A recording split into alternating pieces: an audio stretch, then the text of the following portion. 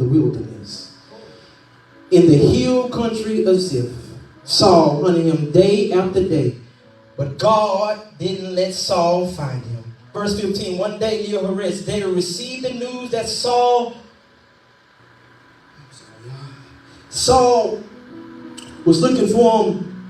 And Jonathan came to him and said, don't be afraid.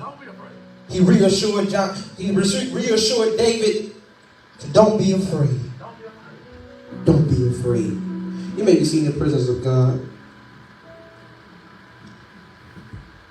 I won't be before you today very long, but I want to encourage my brother. I came all the way from Houston, Texas, just to encourage my brother. And this is the word that the Lord has given me. All week the Lord has changed my sermon. I swear to God. From Monday to Tuesday to Wednesday to Thursday, it was different sermons every day. So if we can be here all night, really. I got several sermons. But the Lord wanted me to tell you, He got you covered. He got you covered. And I battled with this. I was like, Lord, this is what you're telling me. And then you reassured it when I was sitting down right there. I need him to hear this. My brothers and sisters, there's something about being covered by the Lord. That when storms of life begin to rage, He got you covered. When you have more money than you have money, He got you covered. When your dollars want to holler and you don't know how your bills going to get paid, He got you covered. When friends forsake you and family leave you high and dry, the Lord got you covered. When the wicked, even my enemies and my foes, came up upon me to eat up my flesh, they stumbled and fell because He had me covered. And this is why I'm confident in Him, because He got me covered. My brothers and sisters, I will never forget there was a commercial that played where they were promoting this insurance company. The insurance company was the name of Allstate. Allstate, they had a famous person by the name of Dennis Haysbert. He comes on there and say, with Allstate, you're in good hands. But I beg to differ tonight to let you know that when you in the Lord's hand, you're in good hands. When the Lord got you in His hands, I believe to tell you today that He got you covered. He got you covered. In the text that we're working on today, we find David going through. David is running for his life. David is at a point of despair. The text shows us mistakes and mishaps with problems, parables, and predicaments. He's running and hiding from Saul because Saul is trying to kill him. Saul is trying to take his life. Saul is trying to rob him of his soul. If I can stop right here, there's so many preachers. There's so many churches that are just like Saul. You didn't shout right there because you missed it.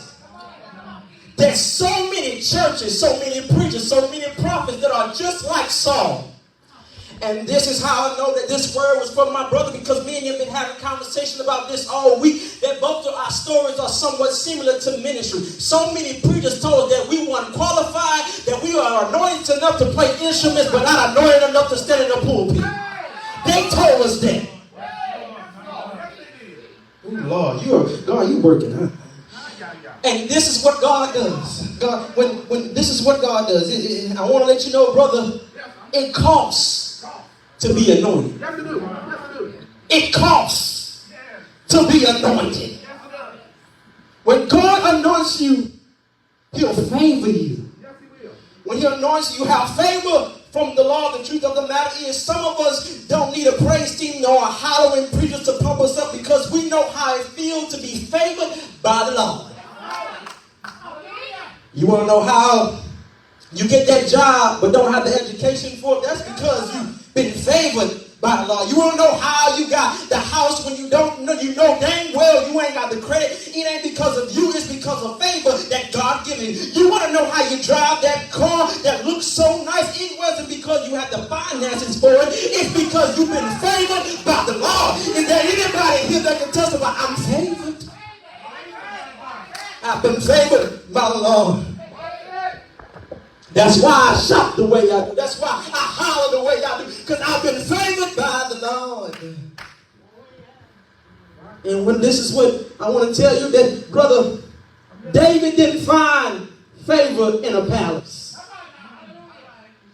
David found favor in a pastor. When God anoints you, he gives you favor.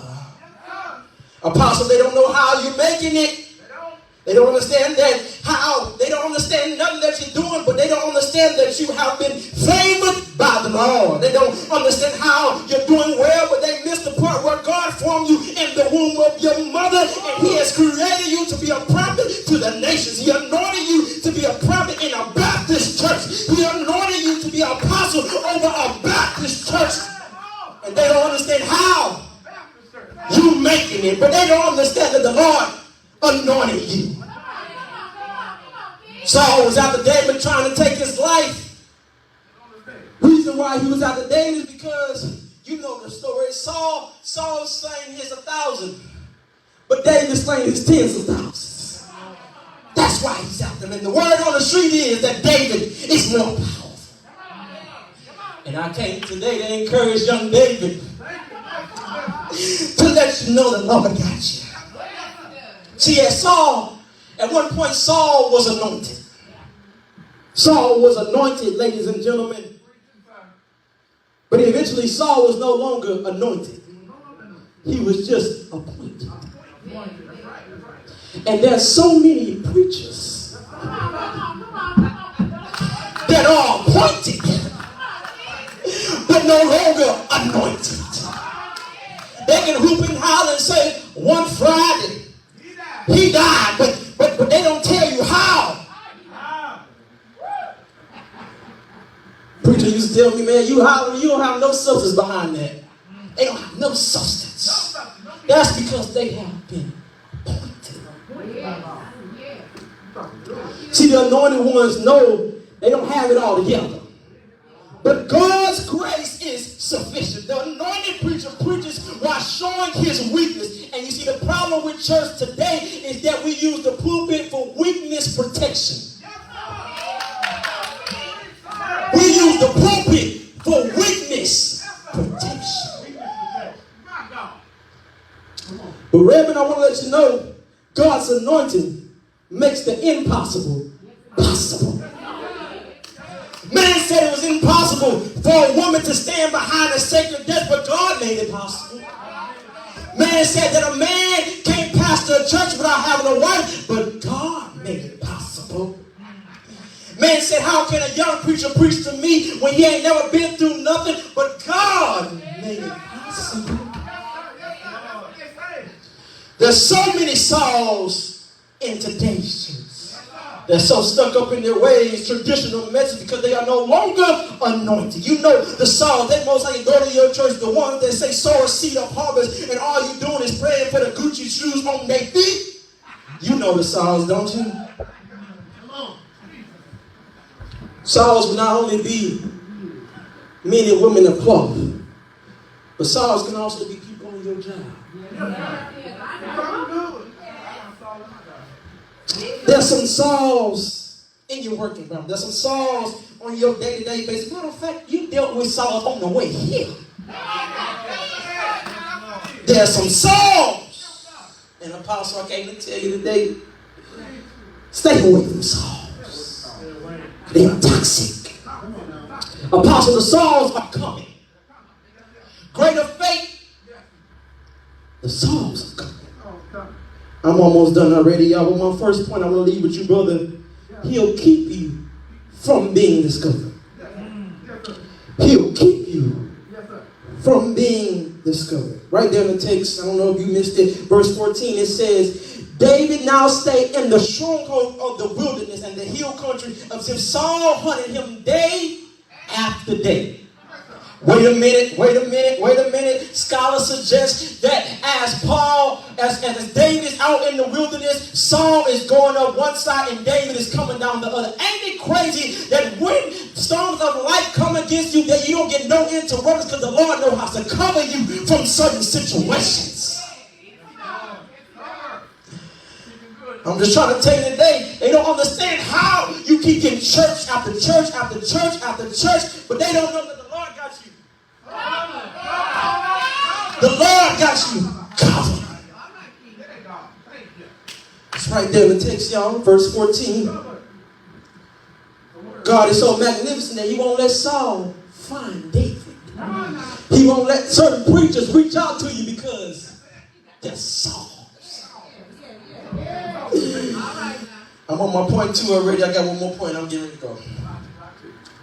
Point 2. He'll keep you from being discouraged. He'll keep you from being discouraged. He'll keep you from being discouraged. What you see that in the text, Reverend? I see that Jonathan, if you read it with me, it says Jonathan went into the strongholds where David was. He went out where David was. Now, if you didn't read the text, Jonathan is Saul's son. Jonathan went out and went straight to David. Didn't look for him. The text didn't say he looked for David. The text said he went straight to David. And this is what it says. It said he went to David and said, he encouraged him in the Lord and said it's going to be all right. What the Lord has for you is for you. And I came all the way from Houston, Texas, just to encourage my brother. I'm your Jonathan today. God sent somebody by the name of Makita Jamar Bell to let you know that it's going to be all right. I just came here to encourage you and let you know that you shall live.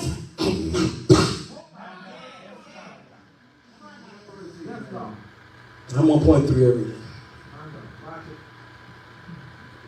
Last but not least, bro. He'll keep you from being defeated. Ready to go. May the Lord bless you real good. Isaiah chapter 41, verse 10. It says, do not fear anything, for I am with you. Do not be afraid, for I am your God. I will strengthen you and be assured I will help you. I will certainly take hold of you with my righteous hand. The Lord knows how to keep you from being defeated. You don't understand how you lay down with the wrong person and didn't catch nothing. That's because he'll keep you from being defeated. Some of us don't understand how COVID struck the whole world and it didn't touch us. That's because he'll keep you from being defeated. I'm out of here, y'all. May the Lord bless you real good, but the Lord know how to keep you from being defeated. They don't understand how you make it. They call it on your downfall. But the Lord knows how to keep you from being defeated. And I got one word for you. The Lord told me to tell you, and he walks with you. And he talks with you. He tells you that you're his own. So you ain't got nothing to worry. Don't be afraid. Don't you be dismayed, because we've been made endure for a night, but joy comes in the morning. I'm just trying to tell you that he'll keep you in perfect peace with your mind. Stay on him. So don't worry. Don't be afraid, because he got you covered. He got you covered. Don't worry. Don't be dismayed. Whatever betide you, God will. God will. God will.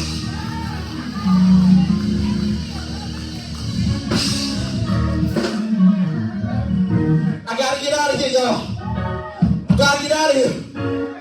But I'm reminded of an old story. My daddy took me out to see Karate Kid.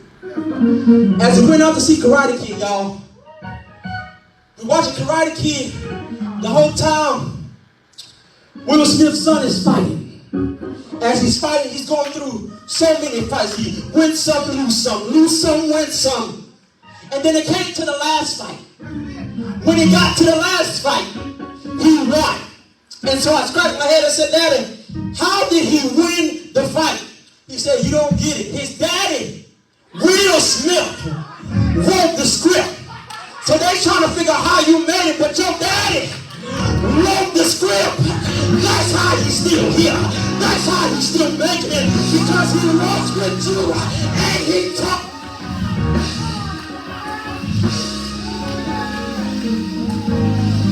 Your word for 2023, I'm still alive.